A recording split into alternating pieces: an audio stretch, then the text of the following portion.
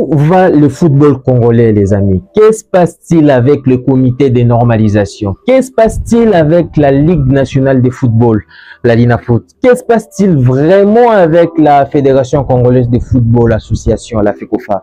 Salut les amis, j'espère que vous allez bien. Content de vous retrouver pour cette nouvelle vidéo. Et comme vous l'avez compris, je l'espère, les nouvelles ne sont pas bonnes. Les nouvelles ne sont vraiment pas bonnes. Aujourd'hui, on est mardi 17 juin 2025 et je vais directement attaquer avec un dossier.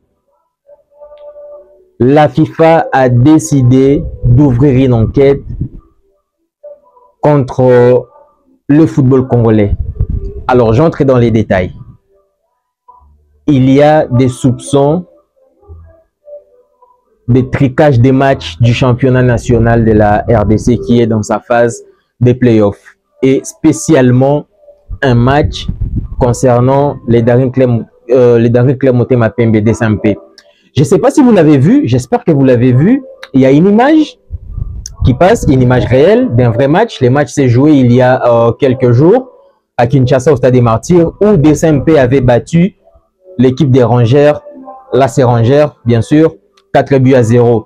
Et dans ces images-là, si vous les avez vraiment vues, vous allez constater que ce sont des actions assez bizarres à chaque fois qu'il y a eu but dans cette rencontre. Des défenseurs qui ne défendent pas volontairement, vraisemblablement, voilà. Volontairement, ils ne défendent pas, ils offrent des buts aux adversaires. Et les adversaires, ce sont les Immaculés du Daring Club Motema Pembe qui se sont imposés 4-0. Quelques jours plus tôt, cette équipe des Rangers qui aurait vendu cette rencontre-là ou qui aurait vendu ces matchs au Daring Club Motema Pembe avait battu l'équipe d'Ange Vert 8-1. C'est là a tiqué la FIFA. Mais seulement, le comité d'organisation s'est tu devant cette situation. Il y a eu des soupçons et maintenant il y a des faits. Parce que si la FIFA a décidé d'ouvrir une enquête aujourd'hui, c'est non seulement à cause des preuves qu'on voit, notamment ces images-là, qui sont des preuves, mais il y avait une rumeur selon laquelle l'entraîneur des Rangers aurait eu des discussions avec le président du Daring Club Motema Pembe avant ces matchs, et cette rumeur-là s'avère vraie, elle s'est confirmée.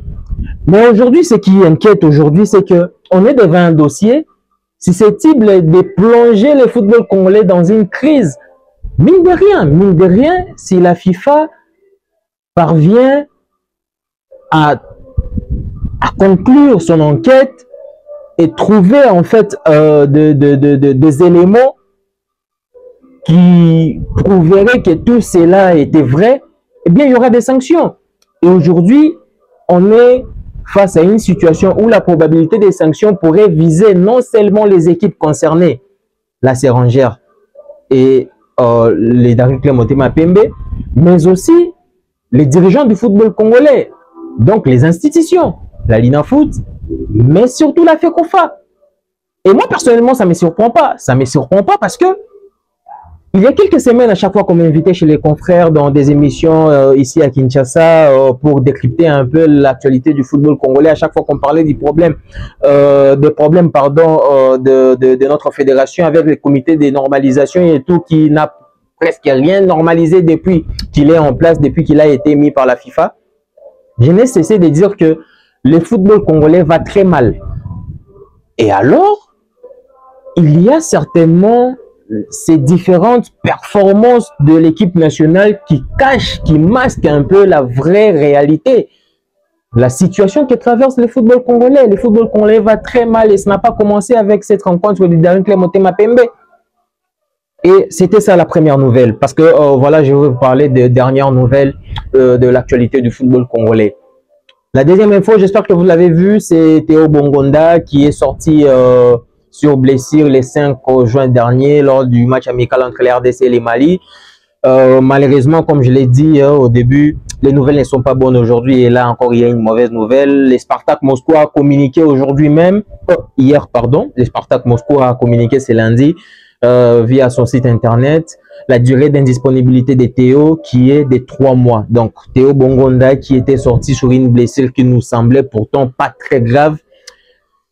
Malheureusement, il y a, voilà, c'est plus grave que prévu, c'est plus grave que ce qu'on espérait. Bongonda va manquer au football pendant 3 mois. Il ne va pas jouer du côté des Spartak Moscou. Il va rater certainement quelques matchs avec les Léopards de la RDC.